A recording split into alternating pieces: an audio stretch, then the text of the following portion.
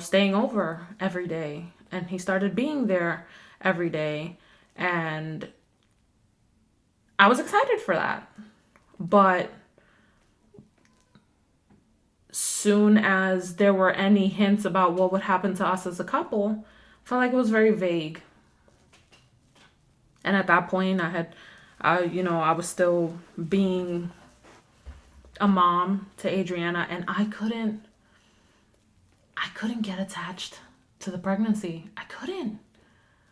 And after I found out that I was having another girl, oh my God, even worse. I felt like I was pregnant with this foreign body. Like, yeah, and she didn't even kick a lot. She didn't kick a lot. There was nothing to attach me to this pregnancy. I was like, okay, I'm basically just a human incubator. It almost felt like a surrogacy pregnancy. I was just like, okay, whatever. And even then, I have to believe some of those women might get attached in some way, shape, or form. I was not. I was not enthusiastic.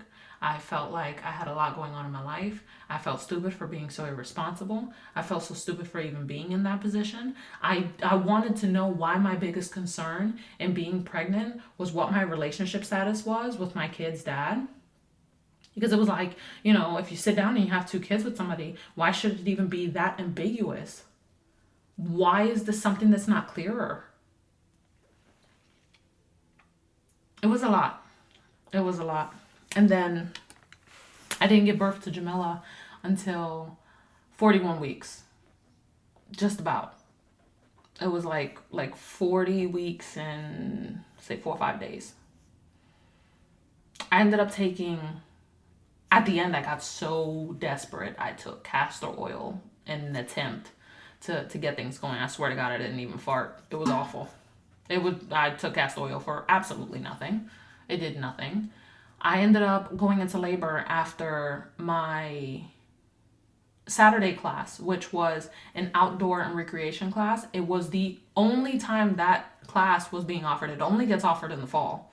And I knew that I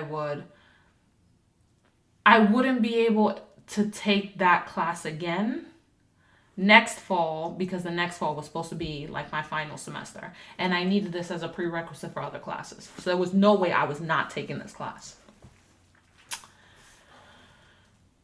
6 weeks into the semester, and I was taking 4 classes full time. I gave birth to Jamila. I went on a 3.1-mile hike in Van Cortlandt Park the last day before I gave birth to Jamila. I remember they talked about inducing me that Monday. And so I had spent the weekend getting prepared for her birth. The nesting instinct hit me. I'd gotten this dresser drawer off of Wayfair, and I swear to God, by that night, I had all of the pieces laid out all over my floor, nuts, bolts, screws, everywhere. And I was trying to put it together. And I had left my phone charging in the room, and it was like maybe 10 o'clock at night, and I'm sitting there trying to piece this together. And I was feeling uneasy all day. And so I have everything all set out, and I remember I left my phone charging in the back. So it was about 10 p.m. and he comes walking into the house and he's like, "What are you doing? I've been calling you." And I'm like, "I'm sorry, my phone was charging." And I know that he had went to go hang out with his friends, kind of like a last hurrah before the baby was born. And I was like, "Well, you can go." And he comes in with this bottle of Patron, and he's like, "Well, I'm here now. It doesn't matter." So he just sat down on the couch and he continues drinking. We're gonna take a quick break, and I will jump into her birth story and everything else as soon as we get back. Okay, so we're back. And so where I left off, he was still drinking, or he had started drinking. He was on the couch. At 11 o'clock on the dot, I decide or Adrian had fallen asleep on the couch, watching me attempting to put together this dresser, which, by the way, I was no closer to doing than I was 2 hours prior to that moment. I put her to sleep in her crib, and I remember it was 11 o'clock on the dot, because the second I put her down, I instantly felt this generalized pain in my belly. Now with Adriana, I did not have a conventional birth. It was at a hospital. I was induced. A lot of it was very intense. So I didn't really know what the onset of labor truly felt like. And I was like, wow, that was a weird pain, but it wasn't bad at all. My back kind of just hurts. So I went back into the living room to go finish what I was doing. 7 minutes later, I got the same pain again. Like, what the hell is going on? Whew, breathe through it, great. 11:14 rolls around, same pain again. I'm like, no, this can't be right. They're gonna induce me to have the baby on Monday. There is absolutely no way I can go into birth naturally. Huge mistake. Huge mistake.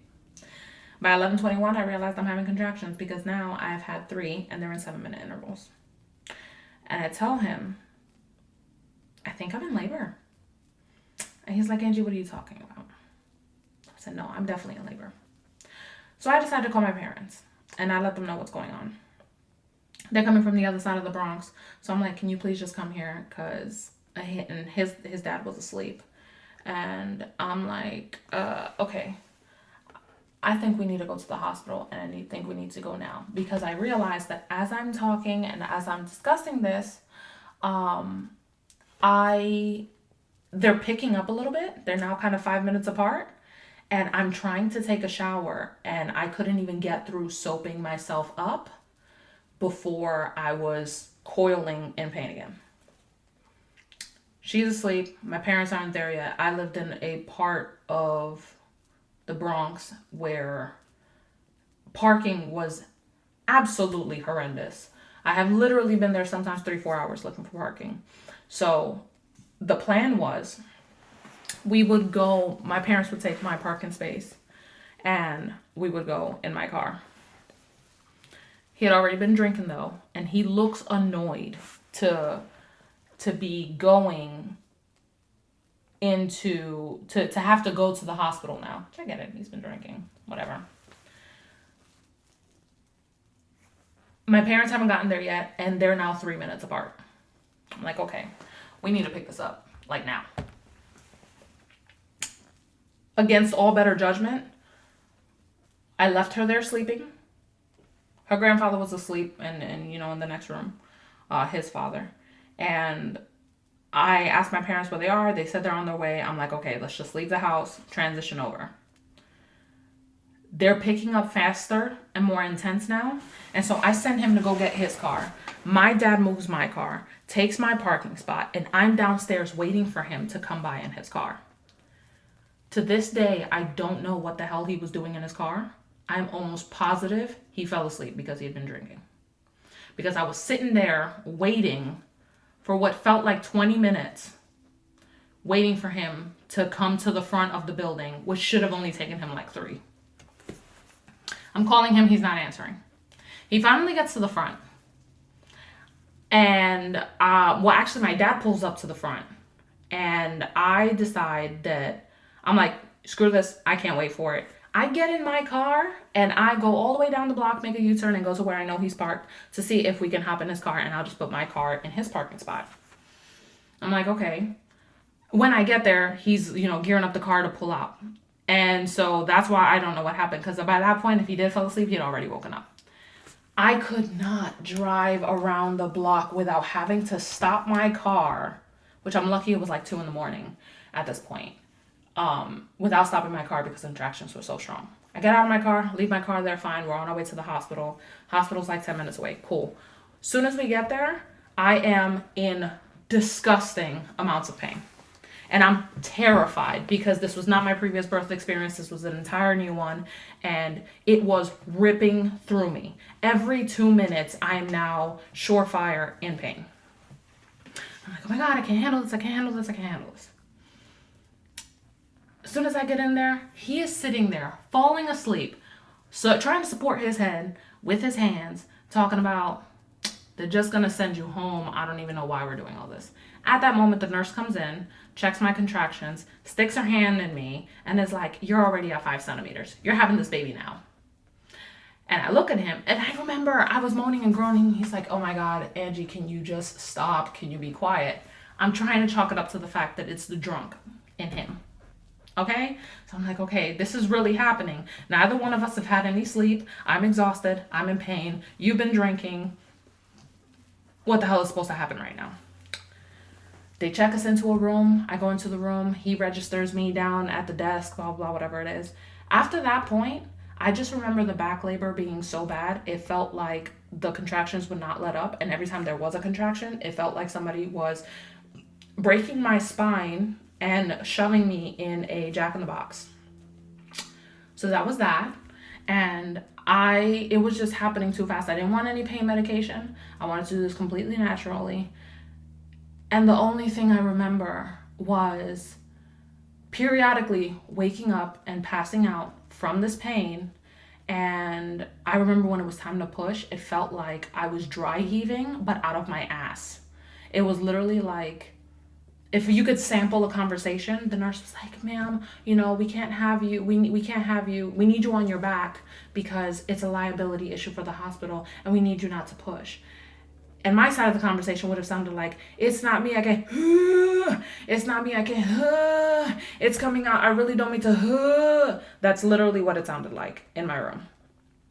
And I was just, every single time my body was racked with these waves of expelling this child out of me.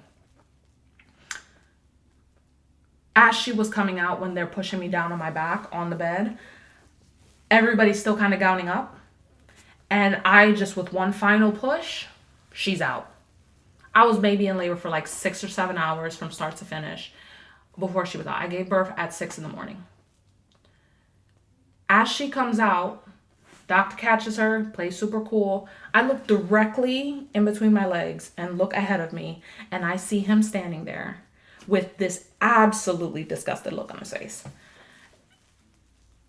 At that moment, I remember feeling any hopes of a sex life between us after this are entirely over. It's not because I pooped. I definitely didn't poop. But she had pooped in her water, courtesy of the castor oil that I had consumed about a week before. All of her water was pure meconium. It was disgusting. It was like this tarry green brown mess. It was only after I pushed her out that I kind of came to. And then I was just like, whoa, what's going on? I look around, there's like blood on the floor. There's just the whole room looked like a crime scene. I remember them asking him, do you want to hold her? And he was like, no. Like, just the look on his face is like, not happening.